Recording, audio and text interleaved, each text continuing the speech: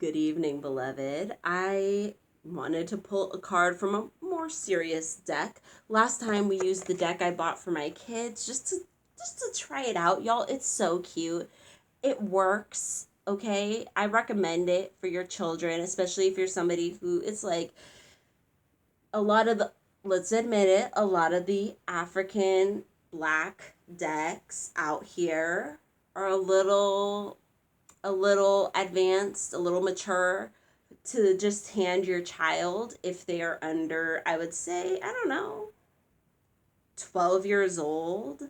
A lot of them just, feature voluptuous ladies, situations, themes, not voluptuous themes, adult themes. But a lot of them have voluptuous ladies, blah, blah, blah, which personally I'm fine with. However, it's the more mature themes that I tend to shy away from. So I'm okay with my kids seeing people being loving on each other, but more violent things, I'm just like, y'all, I was abused as a child. So for me, it's like, keep the innocence.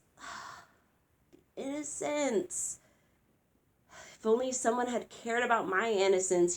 So that's what this deck is about, the innocence. But y'all, when I do my own spiritual work, it's not about the innocence for me. My innocence is long gone. It's gone. Salute. It's 20 gun salute. It's gone, honey. So, and it's been gone since pretty much my birth. So, I'm just like, for me, when I do my spiritual work, I just like to connect with the ancestors and serious themes. This time for me is gone. Okay? It's just not what I do when I'm like serious about my spiritual work, especially because most of my spiritual work is literally volunteering for the Black community, because I think, and sometimes by extension, the indigenous, native, tribal aspects of communities, etc. Just because it's something that all, in my opinion, intersects and connects. I just need that. I need that serious aspect. Because my work, it's like, it's not philanthropy when you're not rich, is it? When you're poor like me and you're just donating your time and energy to things, that's not philanthropy, is it? It's not. What we're going to do today, I've already pulled the two cards. Black History playing card deck by the History Channel. Highly recommend it. Love it. I still have to review it and go over each of the cards and the meanings with you. I'm just waiting until the day where I have the energy and the time. Those two things do intersect in my life. I keep saying that word. At any rate, those things do actually intersect in my life at times, but I have twin kids who are 4 years old. I have a husband. I have all my other obligations that I, dedicate myself to with the Sankofa Ancestor Shrine channel. So, I want it to be sooner rather than later, but we'll see. But I know it will happen because those things happen. Those moments happen in my life. Now, for myself today. Oh, no, sorry. Almost. Benjamin Banneker. It's funny, when I read these things to each other, I take yours into account for me as well. I'm like, it's kind of for both of us, When you do a reading with each other, there's some energy shared. We need some understanding and some pointing out in our lives. Sometimes you need advice. So Benjamin was into the stars, wasn't he? Let's see. He was a gifted astronomer and mathematician, and he built the first clock made in America. Isn't it fun when you hear about like Black folks and you're like, so you mean we were carrying the agricultural industry on our backs and the science industry in a lot of ways, revolutionizing and carrying the science and industry in many ways. Benjamin, honey, We know your name. We speak it right now. He surveyed. He was also a surveyor. Wasn't George Washington, wasn't he also? Didn't that also be a job he did? And reproduced the plans for DC. That's right. Benjamin Banneker. He was helping because he was like so gifted at all the fucking shit he did. When they hired some fool from, like, I want to say France or England, somewhere in Europe, they hired this guy to come over to America to plan out our nation's capital because he was a gifted architect or something of that nature.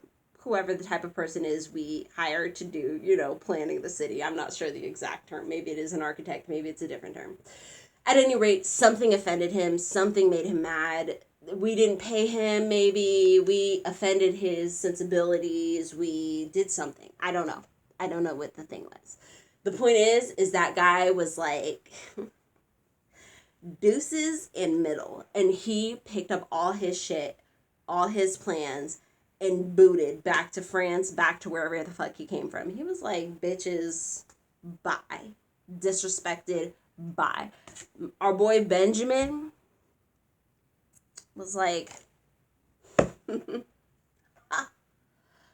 y'all, I looked at those plans.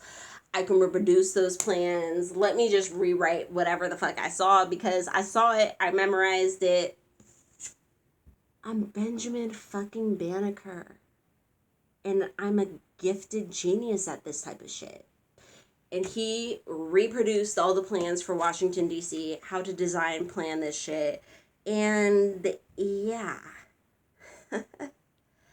he did that shit. So when I get a card of Benjamin, my boy Benjamin Banneker here, it's a reminder. It's a reminder of two different things. One, it may be time to redo the plans. Keeping what I already know, but also adding what I also know, because previously my plans could have just been something that was being influenced by people that weren't me. And at times you are the genius of what the fuck you're doing, right? Right? Sometimes you know what the fuck is going on. Sometimes, because it's like you don't have to be the most educated person in the world to have your goddamn moment. Your goddamn moment happens all the damn time, doesn't it? It happens all the damn time.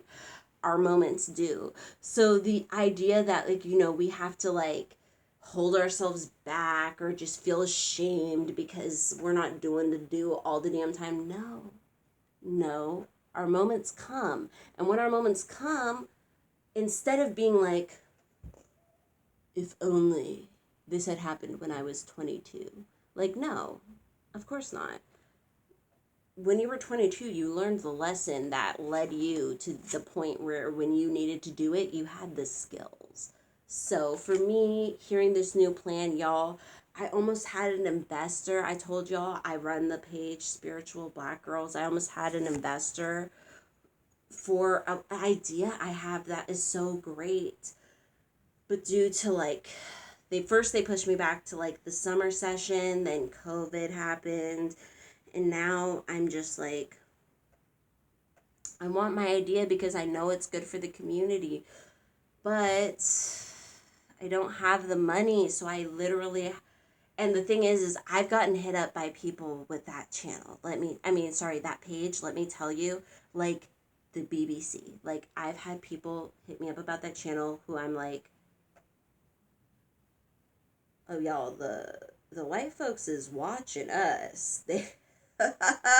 They're like, is the black community not adhering to Christianity the way we think they should be? Because beep, beep, some alert went off, y'all. They've tried to hit me up for articles. I'm like, you're not going to quote me in no article.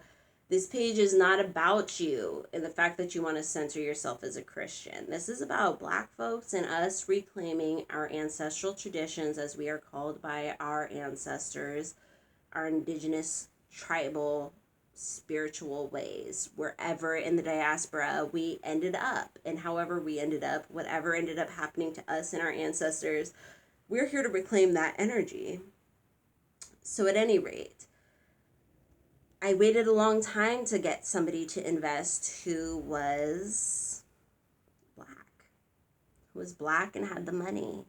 And I thought that was happening a few months ago. Now I'm not as sure. So, new plans. You already know the plan, but how are you going to rethink the plan to use what you already know, girl?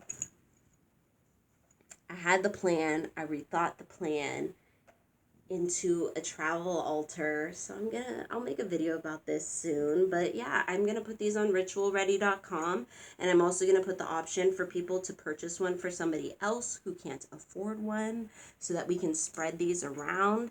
And inside, this is physical, y'all. I made face jugs. If you're into Black American history, you know we're gonna do a video about this, beloved. We know it. Maybe I've already made it. I don't know which I'm gonna post first. So perhaps I've already made it. Check, beloved. Because yes, a bell. Ring it 3 times, beloved. Got some pennies. Oh, and the cinnamon stick inside of here. I've got some more cinnamon sticks here, but these ones are still big. The smell of burning cinnamon. People use sage, people use Palo Santo, honey. Neither of those are really Black American. If you're Afro-Latino, like me, if you're Afro-Latinx, however you say it, you can use Palo, but sage, it's like a Native American thing. If anything, tobacco, cinnamon, lemongrass. We've got a few for ourselves. Cologne. Y'all, I made a travel altar. So I'm going to put that on ritualready.com. And we're going to see if I can't start funding my ideas in a different way, slightly different, a different plan, a plan with what I'm doing. So I feel like I'm on the right track. Are we already at 12 minutes? I'm just talking. I'm not sure exactly how to say his whole name, but I know who he is just by looking at him. Joseph Sink. Is it Cinque? Cinque sounds like Spanish, but I'm not sure the French pronunciation, but I'm pretty sure his last name would be French. He was on the Amistad, which was, the boat where African people on their way to the Americas revolted, took over the ship, tried to get someone to sail them back to Africa. That white man was trash, so he took them to the Americas, at which point I'm pretty sure they took it to court, right? And then they won. And they got to go back home because he and everyone, they argued their point so eloquently. Like, we're humans, dude, what the fuck is going on here? And so this is a reminder about when sides are insincere, when you need to remember that you are fighting, but there is so much working against you, but you're in the right? Your ancestors are behind you. Your bloodline is behind your spirit. The ashe of everything is culminating beneath you, around you, and in the moment, it may not seem like that's what's occurring, because things will seem like it's all working against you, especially the system, the institutions around you, the cultural norms, which have people act a certain way towards some people, act a certain way towards other people, right? So some people get infinite patience and other people get a punch to the face. And some people get seen as like, oh, we'll help you no matter what. And other people get seen as an eternal burden. Why are you here? I wish you weren't alive. It's the sad way of this civilized culture that we all got burdened with, right? And it's not perfect, and it's not serving the vast majority of people, because the vast majority of people are not perfect. They don't uphold this weird standard, right? They can be disabled. They can be their sexuality or gender can be what they don't want. Their race can be what they don't want. They're this, they're that. There's a billion things in Western culture that can absolutely just set you back just for existing, like, as you are. And so this reminds you that, there's disputes all through the house. And these things are coming at you, burdening you, reminding you that like this journey is not going to be easy. However, at the same time, the journey is also a reminder that there is something worth fighting for at the end, that prize is ultimately worth it, that fighting for that is not futile, because the benefits aren't just for you. They're for the people around you. They're for the people who come after you. They're even for the people who came before you, in honor of them, in honor for what they've struggled for, fought for, advocated for.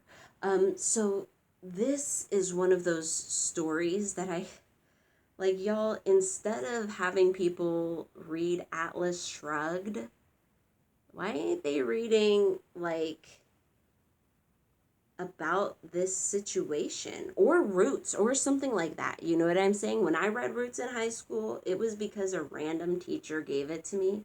A random white teacher, by the way, who then accused me of, because I read it in like 3 or 4 days, because like, come on guys, it was Roots. It was like I had nothing to do in high school and the story was so compelling. He literally accused me of lying to him that I had read it, and I was like, all right, I'm done with white people. Thank you for the book, and fuck you, sir. Never talk to him again.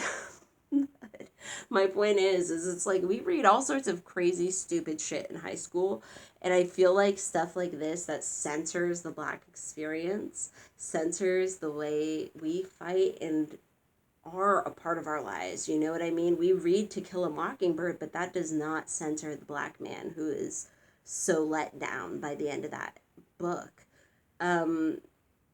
It just is wild to me that, right, we don't celebrate these stories. So I hope, if you didn't know about that story, I hope you know now. But if you are familiar with the story, remember there's always details, there's always ancestors. These are real lives. These are people loved, cared for, birthed, raised, nursed. You know what I'm saying? Changed diapers of, took with them out to the field, or to ride on the mule or horse or what have you. These are real people, and our ancestors are real people. That's part of where all this beautiful spirit really comes from, isn't it? So at any rate, may your ancestors and spirit guides be with you at every crossroads, beloved, and know that they are. And I will see you next video.